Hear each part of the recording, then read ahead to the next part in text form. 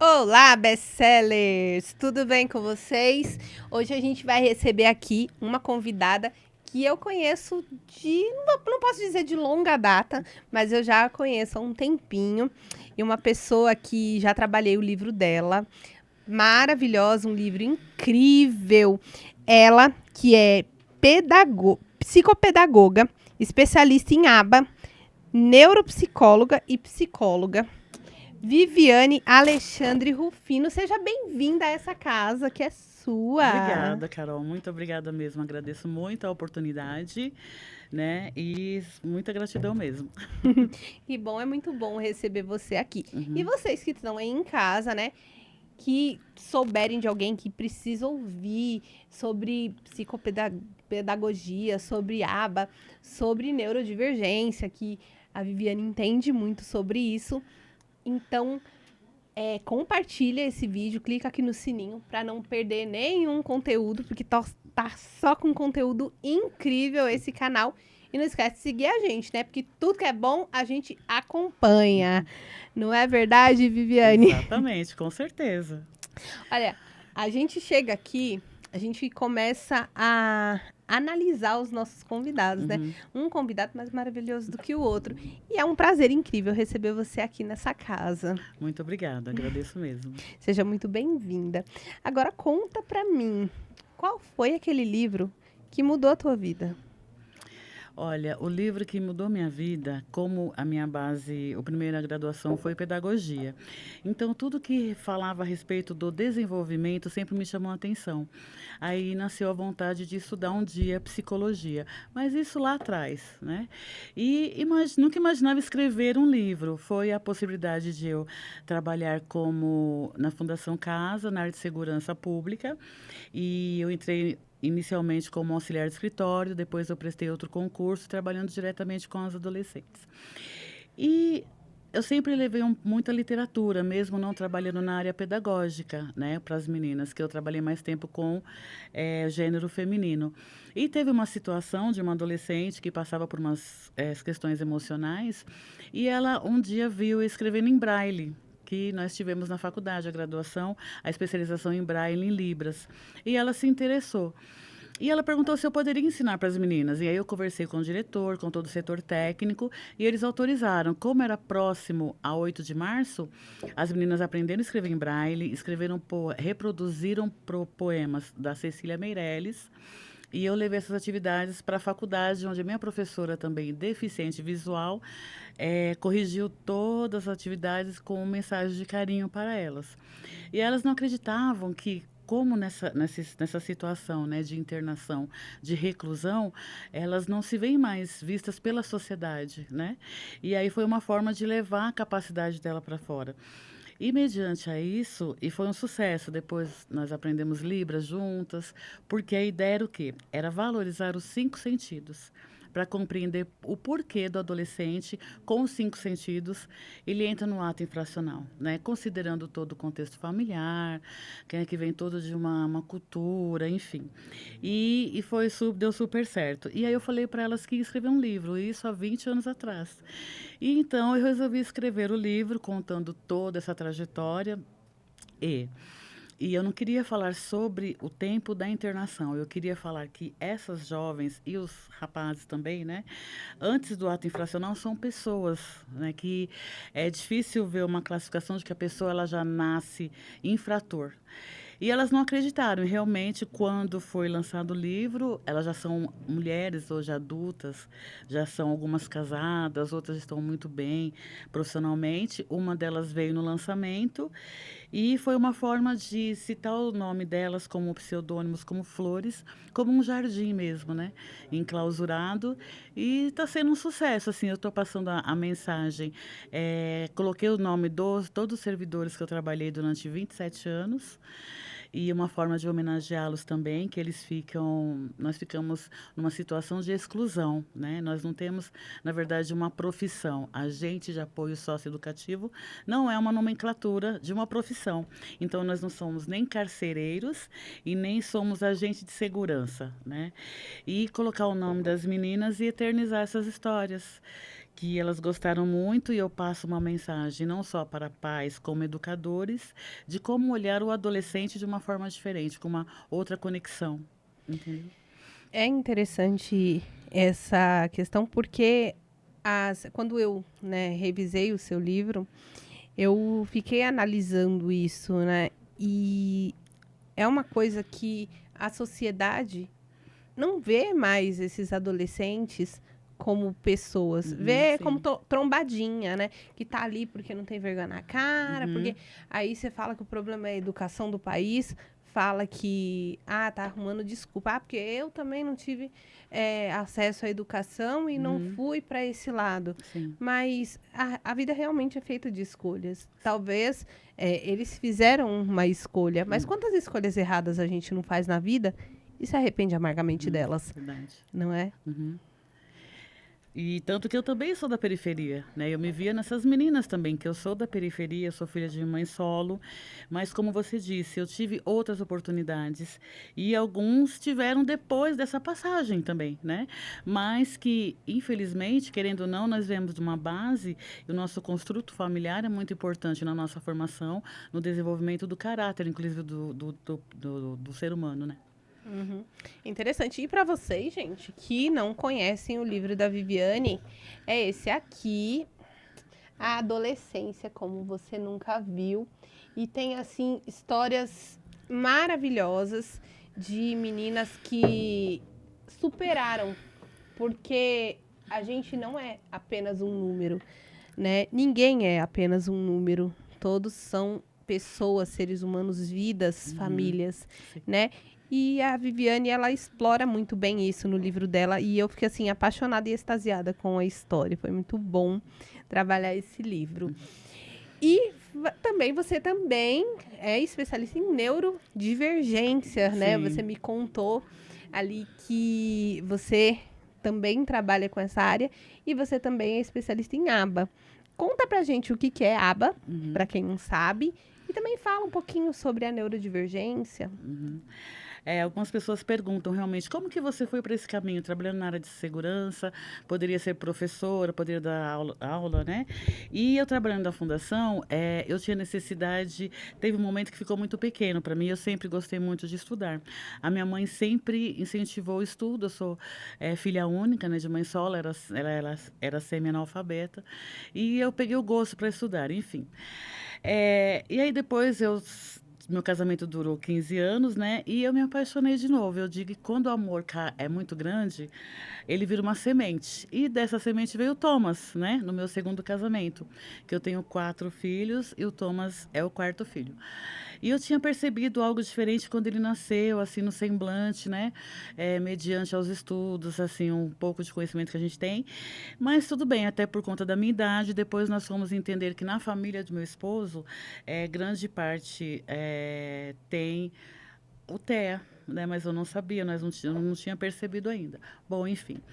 O Thomas conseguiu o diagnóstico aos 2 anos, né? Assim, ele teve um comportamento, digamos, comum, que eu não gosto de usar o termo normal, até 1 ano e meio. E depois ele conseguiu falar 3 palavras, e aí, nessa época, é provável que tenha acontecido a poda neural, que é entre 1 ano e meio, 2 anos mais ou menos, e ele não falou mais, aí ele começou com características do TEA. Andar nas pontas dos pés, estereotipias com as mãos, o olhar fixo, já não respondia aos mandos. E aí eu fui me informar mais um pouco e sentei a família e falei, olha, realmente nós temos uma criança com autismo, né? Justamente o quê? Para trabalhar essa aceitação, porque entra num processo de luto, né? Tem que passar por esse enlutamento, enfim. Quando eu consegui o diagnóstico dele aos 2 anos, eu saí do consultório do psiquiatra com o Thomas em uma mão e um laudo em outro. Eu até perguntei para o psiquiatra, inclusive ele é escritor, se tinha algum material, algum manual, por mais simplório que fosse, elaborado ou pela Secretaria da Saúde mesmo, né, pelo Ministério da Saúde, sobre os primeiros passos que uma família dá quando recebe um laudo de neurodivergência. E ele disse que não. E aquilo me deu muita, assim, insatisfação, né? Porque, nossa, como pode? Eu vou procurar informações, eu já tenho uma formação, mas e quem não tem? E aí nós fomos atrás de os tratamentos, o acompanhamento, e aí nós descobrimos que tinha a ABA, né? Que é uma ciência, na verdade, que é da sigla em inglês, que é a análise do comportamento aplicada. Então, muitas pessoas veem na placa ABA, acha que é só para o autismo. Não. A ABA é o quê? É justamente uma análise do comportamento. Então, ela pode ser utilizada, é um leque, né?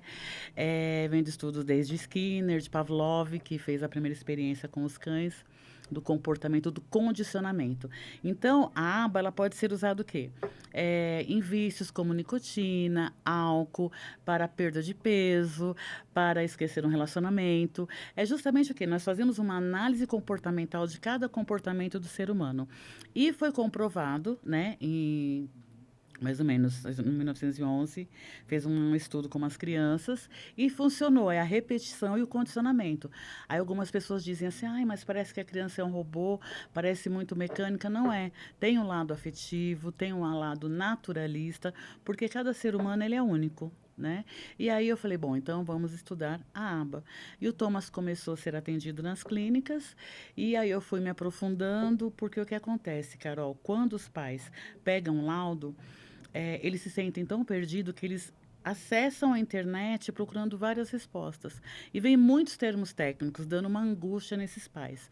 Então, hoje, no consultório, quando alguém me procura, eu falo, olha, tem um laudo ou está em investigação? Primeira coisa para a mãe e para o pai é para passar em psicoterapia, justamente para trabalhar essa aceitação. Por quê?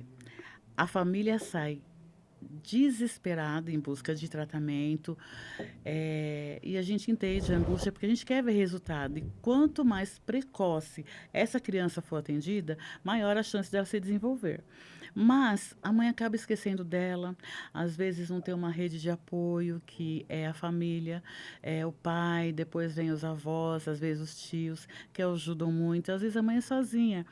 Então, o que nós encontrávamos na clínica, o que me incomodou bastante também na época, eram os pais. Enquanto os filhos estavam em terapia, os pais ali com um olhar de medo, desespero, insegurança, não tinham acolhimento psicológico, né? Hoje em dia, algumas clínicas já têm esse acolhimento para justamente, enquanto os filhos estão em terapia, acolher esses pais, né? Conversar com os pais, ouvir as suas angústias, os seus medos. E aí eu falei assim, então, aí eu consegui chegar na psicologia, onde eu sempre quis, né? E me especializei em neurodivergência. Foi assim. Isso é muito interessante, né? Muitas pessoas, elas entram em uma determinada profissão por conta dos filhos, né? E você não entrou na sua profissão por conta dos seus filhos, do seu filho, mas você se profissionalizou por conta dele. E conta um pouquinho, o TEA, né, que é transtorno espectro autismo. Muitas pessoas enxergam essas crianças como deficientes. Uma palavra que me irrita quando as pessoas falam, ele é especial? Eu tenho vontade de não pode. Mas o TEA, ele é o quê? Ele é uma deficiência, ele é apenas um transtorno. Como tem tratamento, tem cura? Como que funciona? Conta pra gente. Então, o autismo, ele é um transtorno, por isso que fala o espectro autista, né? Porque ele engloba várias áreas do desenvolvimento, do cognitivo. Então, tem umas comorbidades que acompanham o autista, como o TDAH, a parte de alimentação, a seletividade, a parte realmente comportamental, a regulação emocional, né? Então, nós falamos assim, que o autista, ele não é deficiente, ele é um neurodivergente. Agora, fala assim, agora é um termo novo. Eu acredito que os termos vêm justamente chegando para melhorar e diminuir essa palavra da deficiência. Então, o que que é? É uma divergência no sistema neurológico, tá? Deficiência é diferente de divergência. Deficiência você tem uma deficiência de hormônio porque você não tem o hormônio. Você tem uma divergência de hormônio porque você tem menos do que você deveria ter, certo? Certo. Então, é uma divergência e não uma deficiência. Exatamente. Entendo, perfeito. Isso. Continua. E aí, então, quando nós falamos assim, até eu comentei da poda neuronal, né? Acontece aproximadamente a cada 2, 3 anos, isso até a fase adulta, não é só na fase infantil. Então, o que acontece? é como se fosse assim os neurônios, eles já passaram todas as informações, isso quando é bebezinho. Quando ele já passou todas as informações, é feito novas conexões e novos neurônios. Então, é como eles fossem substituídos, então acontece uma poda. No autismo, o que acontece? Nesse momento dessa poda, porque o neurônio parece assim, né? Tem a estrutura dele. Nesse momento dessa poda, acontece algo assim diferente de uma outra pessoa típica e ele pede outras informações, então como a fala, por isso que quando nós pegamos o diagnóstico, o médico geralmente pede um exame de encéfalo com imagem, né? E o Bera, que o Bera para saber o quê? Como essa criança recebe essa mensagem auditiva, como ela chega no cérebro. Então, por isso que é feito o Bera até para descartar possíveis TPAC, né? Que é um transtorno de processamento auditivo, desculpa. Então, assim, é muito amplo, né? Então, fala assim, no espectro. Então, assim, ele realmente tem comorbidades e a equipe multidisciplinar que vai acompanhar. E aí, tem aquela questão do convênio, tem a questão da escola, né? Então, as mães, os pais têm muita dúvida e, assim, não tem cura porque não é uma doença. O que é possível é desenvolver habilidades básicas que essa criança não tinha. E como qualquer ser humano, né? E aí nós trazemos até o exemplo, eu sempre brinco, né? Que falo que o Tarzan, apesar de ser uma história fictícia, ele ficou na floresta, mas ele estava entre chimpanzés e macacos, e ele aprendeu. Então, o ser humano, ele precisa estar em pessoas, ele precisa estar em pessoas que acreditam que façam uma conexão. Então, quanto mais precoce, 2 anos, melhor até o desempenho, mas tudo depende de um trabalho conjunto. É a família, a escola e uma equipe multi, tá? Então, a equipe multi tem os profissionais como psicólogo, psicopedagogo, terapeuta ocupacional, fonoaudiólogo, algumas clínicas têm musicoterapia, psicomotricidade e agora tem até ecoterapia, que é o acompanhamento dessas crianças com os movimentos do cavalo, a galopar, junto com a natureza, junto com o animal e outras atividades como natação, porque assim, a criança com autista ou adolescente ou com o neurodivergente, ele tem que ter acesso a todas as possibilidades, tá? Dentro das suas, né, não digo limitações, das suas diferenças, digamos assim. E a gente ouve falar de nível de suporte, né? Antes a gente ouvia muito, nível mais grave, mais alto, mas hoje é nível de suporte. Qual a diferença entre os níveis? Então, o nível de suporte é justamente isso. O nível 1 de suporte é que a pessoa precisa de menos suporte do outro. Então, o nível 1, que era o Asperger antes, né? Que agora a classificação ficou junto no autismo, que era muito complexo para distinguir o Asperger do autismo. Então, o nível 1, a pessoa geralmente ela é verbal, então já auxilia porque ela consegue se comunicar. E quando a pessoa fala, nós somos feitos de comunicação. Então, digamos assim, que é mais tranquilo ensinar muitas coisas. O nível 2 de suporte, às vezes, ele tem uma fala robótica ou uma fala limitada e ele precisa de mais suporte. Suporte o quê? De um adulto, de um mediador, de um familiar. E o nível 3, às vezes as pessoas falam assim, é severa porque é agressor. O nível 3, às vezes ele realmente não é verbal, igual o Thomas, ele não é verbal, né? Mas ele consegue se comunicar porque nós somos adaptando o espaço para isso. Então, nós utilizamos recursos de imagem, que é o PEC, ou é uma comunicação alternativa, né? Que são fotos reais, algumas pessoas usam ilustração. Então, nós utilizamos tudo. E a conexão, a gente olha para ele e imagina o que ele está querendo. E essa conexão, a mãe já tem com o filho da maternidade mesmo, né? Então, o nível 3 seria isso. Aí fala assim, porque ele é agressivo. Hoje nós vemos até autistas adultos no nível 3 com agressividade, porque ele não teve esse suporte quando era criança, né? Então, nós digamos que de 5 anos para cá, no máximo 10, que está tendo um olhar diferente. Essa entrega dos profissionais da ciência, essa capacitação. A gente não vê falar assim, eu vou fazer a graduação de TO, vou fazer a graduação de fono. Não.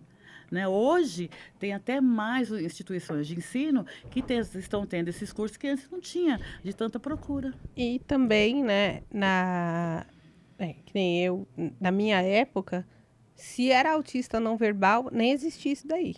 Se era autista não verbal, era doido. E se era verbal, mas tinha era doido também, só que Uhum. aí era menos doido. Sim. Uma coisa assim. E era tratado como doido, né? Eram tratados como doido. Até tinha um menino na minha escola, o povo falava o doidinho, Uhum. né? Cara, é uma coisa assim que, lógico, é uma coisa complexa. É uma coisa. Uhum. Quando você recebe a notícia de que o seu filho é neurodivergente, não aconteceu comigo, mas eu imagino que o chão sai debaixo dos pés. Mas você vai fazer o quê? É seu filho, você precisa, né, criar, você precisa cuidar e ele precisa de você. Inclusive muito mais, Sim. né, do que uma criança típica, né? Uhum. Sim. E como que você se sentiu quando você recebeu o diagnóstico do Thomas? Então, eu digo assim que eu já estava meio que preparada, né, por conta da idade, né, que tem essa questão da idade que acima de 30 anos já é um risco de, né, da mãe ter uma criança com alguma questão, e a idade do pai também, mais o ambiente, tudo. Então, já tinha essa possibilidade, mas mesmo assim você acredita que não vai ser com você, porque os meus outros 3 filhos são típicos, mas é de um outro casamento, né? Então, assim, eu digo assim, eu não fiquei muito em pânico. Assim, a gente fica triste. Como eu não tinha tanta expectativa, difícil é quando é o primeiro filho, né? As famílias chegam que é o primeiro filho, vem muita expectativa. Então, por isso que a gente fala que é um luto. Porque o luto não é só na morte, no luto é uma perda. Então, quando eu perco a possibilidade de ter um filho que não vai ser um jogador, não vai ser uma bailarina, ali eu já tenho uma perda. Então, por isso, assim, a família tem que vivenciar essa fase do luto, que são fases, né? E com a ajuda profissional facilita muito. Então, assim, deu uma angústia, claro, será que eu consigo? Será que eu posso dar assistência para ele? E aí eu trouxe muito o que eu já tinha como mãe, como a pedagogia, de cada criança tem sua singularidade, e na sala de aula também é assim. E aí eu fui me capacitar. E aí eu auxilio agora ele e outras crianças. Agora, uma preocupação também muito grande, o que eu recebo muito lá no consultório, na clínica, são crianças encaminhadas pela escola com um possível diagnóstico cognitivo, né, uma neurodivergência, como o TDAH, principalmente. Hoje é uma TDAH virou moda. patologização, não, é muito agitado, tem TDAH. E aí, ainda bem, nós tivemos ótimos mestres e uma professora, a Carol, se estiver me vendo, Carol também, Caroline, ela falava, vocês viram muitas crianças com diagnóstico sem ter. Por isso que vocês precisam saber como fazer o psicodiagnóstico. Então, quando chegam para mim, Carol, eu atendo essa criança, eu faço uma anamnese com essa mãe, mas dificilmente eu não conheço, não converso com o pai, com os avós, com os tios. Eu preciso entender esse contexto, porque às vezes é comportamental e não cognitivo. Né? E assim, já são 4 casos de crianças que chegaram. É claro que o pediatra, ele faz perfeito, ele encaminha justamente já para desencargo de consciência. Se tiver realmente alguma coisa, a gente faz uma avaliação neuropsicológica, ou eu faço ou é encaminhado para o neuropsicólogo fazer, mas a gente tem que comprovar realmente se realmente é cognitivo ou comportamental. Eu sou muito agitada e eu já ouvi de médico Uhum, falar pra mim assim, eu acho que você é autista. uhum, Vai atrás. Fui atrás? Não fui atrás. Eu sou muito agitada. Já falaram pra mim que eu tenho TDAH, uhum, que eu tenho, às vezes dá uns lapsos de memória, uhum, eu esqueço as coisas e tal. Ah, é TDAH, é nada, é Covid que eu tive um uhum. tempo desses atrás que eu não esquecia. Uhum. Mas as pessoas, elas têm, né, essa tendência a classificar toda, acho que você tem isso, acho que você tem aquilo. Uhum. E o ideal, gente, é realmente buscar, o ideal não, o correto é Sim. buscar a ajuda de um profissional, porque achismo não é tratamento, não, e mesmo que for, não pode, né, porque precisa ter medicação correta, tratamento correto, procedimento correto, Sim. né, e isso não tem preço. Uhum. E eu tenho uma conhecida, uma autora, na verdade, que ela tem um filho que é autista nível 3 de suporte. Ela falou pra mim que ele era nível 3 de suporte, entretanto, ela trata desde antes dos 2 anos. Sim. Ela descobriu muito cedo. E aí ela levou com aquele enlutamento que você disse. E hoje o filho dela tem 6 anos. E ela mandou uma mensagem pra mim e falou que o nível dele regrediu. Sim. E ela falou uma coisa pra mim que enquanto você estava falando do verbal e não verbal, eu fiquei pensando. ele não era verbal. Uhum. Ele usa a comunicação alternativa, ele desenha no ar o que ele quer falar. Sim. Mas ele fala pouco. Uhum. Ele não fala eu quero água, ele fala água. Uhum. Ele fala. Aí esses dias ela pediu pra ele mandar um vídeo pra mim, fala oi pra tia Carol, né? Gente, é Ana, mas meu nome é Ana Carolina, então as pessoas que me conhecem de fora me chamam de Carol. E aí ele mandou o vídeo. Oi, tia Carol. E aí ela mandou toda feliz o vídeo, e aí depois ela mandou uma mensagem pra mim, ai, Carol, o nível dele regrediu. Uhum. Fala um pouquinho pra gente sobre isso, dessa possibilidade. Então, é possível mesmo, porque a classificação, ela é difícil, né? Fala assim, a pessoa é nível 1. Por quê? Por isso que tem o DSM-5, então nós nos baseamos nele para ver os critérios que essa criança, ou esse adolescente, ou esse adulto, para saber mais ou menos que nível. Logo não vai se usar mais nível. Já está sendo uma nova classificação com o CID-11, né? Serão outras nomenclaturas, né? Para poder classificar. Então, realmente, como você disse, igual o Thomas ele não é verbal. Isso não significa que ele não vá falar. Porém, nós estamos na investigação ainda que talvez ele tenha DI, que é deficiência intelectual. Então, como eu disse, algumas comorbidades podem prejudicar ou dificultar essa evolução. Então, ele pode falar como não. Então, assim, nós já estamos trabalhando que talvez ele não fale, até para evitar a perspectiva, né? Para não ter tanta decepção, assim, digamos assim. Mas ele pode falar. Então, vamos supor, se de repente ele começa a falar, a gente fala assim, agora ele é nível 1, né? Porque ele é nível 3, mas igual eu disse, as questões de desregulação emocional, ele só tem comportamental, é bem pontuada, né? Então, porque tem aquelas crises de regulação emocional e crise cognitiva, sensorial, né? Que a gente fala. E o Thomas a gente conseguiu identificar, então a gente vai manuseando, vai fazer os manejos, tudo, né? Junto dentro da análise comportamental. Então, mas é possível. Então, quando a criança tem 2 anos, como você disse, talvez ela entre já direto no 3 e ela vai regredindo, né, voltando, porque ela vai evoluindo. Né? Então, conforme ela evolui, digamos que ela regride um nível, né, e chegando até o nível 1. De repente, é nível 2 para o nível 1 e 3 por 2, ou do 3 para o 1. Né? Não dá para falar assim, olha, mãe, é impossível seu filho falar, mãe, é impossível ele aprender, chegar na parte de alfabetização, intelectual. Não posso dizer isso, porque vai depender justamente dessa equipe, né, dessa rede, desse triângulo, né, que vai trabalhar com essa criança, com esse adolescente. Interessante. O médico dele, né, disse que, no caso dele, o nome dele é Nathan. A Thaís que me mate depois, se não puder falar.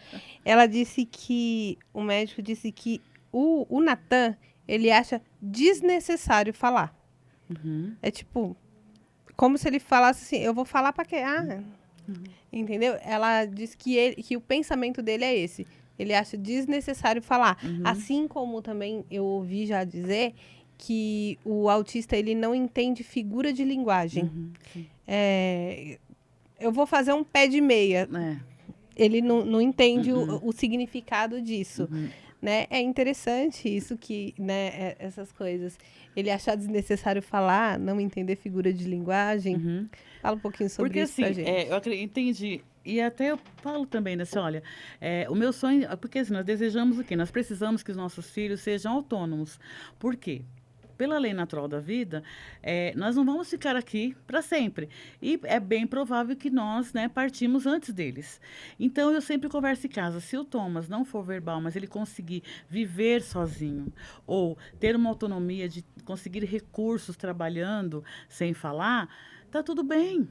Né? Porque assim, igual na nossa época, como você disse, nós tínhamos um mudinho, que não existe pessoa muda, né? Tem a questão do mutismo. A pessoa, quando ela não é auditiva, ela não fala porque ela não escuta. Então, ela não trabalhou, não aprendeu a falar, né? E alguns têm até o receio da própria voz. É muito interessante. Eu estou estudar sobre a parte do deficiente auditivo. Então, algumas mães vêm com aquela, porque tem muita comparação. Nós crescemos, nós fomos criados o quê? Com um princípio de exemplaridade, né? Nenhuma criança vem com um manual. Eu sempre falo, mãe, primeira coisa, você sempre está fazendo o melhor. Todas estão fazendo o melhor, tá? Não se esqueçam disso. Vocês estão dando o que tem. Assim como nossos pais, né? Faziam isso. Então, eu tento acalmá-las e falar, aí durante os atendimentos, né? Porque tem um atendimento com a criança e a gente sempre dá um feedback, eu dei um feedback, e a mãe fala, ai, mas ele não está escrevendo, porque compara o filho dela com outro. Né? O ser humano, ele tem essa cultura, né, de se comparar. Então, eu falo, ó, não compara. Né? O seu filho ou sua filha é uma pessoa, aquela criança é outra. Para exercitar, porque é comum, né? Tanto que, não sei se é a sua época, mas na minha época era o caminho suave. E, vamos supor, eu moro em São Paulo. Se eu fosse para Santos, falava, aqui o Joãozinho já está na letra F de faca. E em São Paulo, lá ainda está no B de bola. Então, sempre teve essa comparação de desenvolvimento. Só que, o interessante, a Carteirinha Nacional de Vacina, né? Todos os volumes tem 3 folhas mais ou menos, na página 19, 20, 21, que fala do desenvolvimento da criança. E as mães ninguém conhece. Eu fiz uma pesquisa na internet e ninguém conhecia. Por quê? Nós conhecemos a parte da carteirinha da vacina. Mas ninguém sabe que ali já tinha essas informações. Eu já li tudo. Então, não. Que eu leio até bula de remédio. Leitora, né? Uma escritora. Né? Eu só fui descobrir na faculdade, né? Tudo bem, eu já era mãe, porque eu acompanhava a parte da vacina e a parte do desenvolvimento físico, né? A medida, a altura, mas enfim. E aí vem a comparação. Quando os pais aprendem a exercitar, olhar só para o seu filho, eu trabalho muito a questão da caixinha também, né? Que as mães sentem vergonha quando o filho tem uma desregulação na rua, e aí dá aquela pressão. Então, eu trabalho tudo isso com essa família, entendeu? Por quê? Você vai viver com essa criança muito tempo. Assim espero, assim como eu. E você sai do consultório sem saber de nada disso. Você leva a criança na clínica, até os técnicos, que eu falo, os técnicos, que eles te dão feedback. Hoje nós trabalhamos pareamento de cores. Hoje nós trabalhamos letras, tá? Mas não te dá nada para você levar para casa. Eu sentia muita falta disso com o Thomas. Então, eu tive contato novamente com o IPO, que é o inventário Portas de Operacionalizado, eu dou curso sobre. E é um inventário que está na internet já de graça, sempre esteve. Foi criado em 78. E ele, quando nós entregamos para a mãe, além de dar uma possibilidade de... Quando faz a avaliação da idade mental da criança, porque tem idade biológica e tem idade mental, ele dá ferramentas para você usar em casa. Ou seja, ele dá orientações para você usar um copo, uma faca sem ponta em casa. E o que? Infelizmente, eu senti muita falta na clínica. E agora nós temos vendo mais possibilidade. Então, assim, eu quando atendo a família, eu dou esses recursos também, entendeu? O material, o PEC, a rotina. Você deveria escrever um livro sobre esse assunto. Estou pensando. A gente está entrando na reta final, na verdade já passou da hora. Desculpa. Não, fica tranquila, fica tranquila. A gente já chegou na nossa reta final, a gente vai ficando por aqui, mas, gente, é muito assunto que rende, muita coisa que ainda tem muita informação. Então, se você quiser contatar a Viviane, aonde que a pessoa te acha? Rede social, telefone, pode deixar tudo aí. Tá, então, meu Instagram é psi, com Y, né, Viviane AR, tá? E o meu telefone é o 11 9 7146 6831, tá? Pode falar. E é isso. O e-mail geralmente, né? Mas é vivianerufino@gmail. Mas lá no Instagram eu sempre posto alguns materiais, tal, uns vídeos Thomas. Então, gente, sigam a Viviane no Instagram. E se souber de pessoas que precisam desse conhecimento que ela detém aqui, procurem ela, procurem ajuda, procurem profissionais que possam te auxiliar nisso. Porque quanto mais rápido é o diagnóstico, melhor é a vida, a autonomia que o seu filho vai ter. Porque você não vai estar aqui para sempre para manter ele dentro de uma bolha. E isso não vale só para neurodivergente, isso vale para qualquer criança. Não crie o teu filho dentro de uma bolha, porque quando você não estiver mais aqui, a bolha vai estourar. Né? A gente vai ficando por aqui com mais um episódio do nosso Virada Literária. E eu amei esse episódio. E se você amou também, tudo que é bom a gente compartilha. Então, compartilha com a família, com os amigos, com todo mundo. Principalmente com as mães que estão aí sofrendo esse luto pela falta de um profissional de qualidade, que nem a Viviane. Tá ótimo, muito obrigada. Obrigada. Até mais, gente. Até a próxima. Beijo.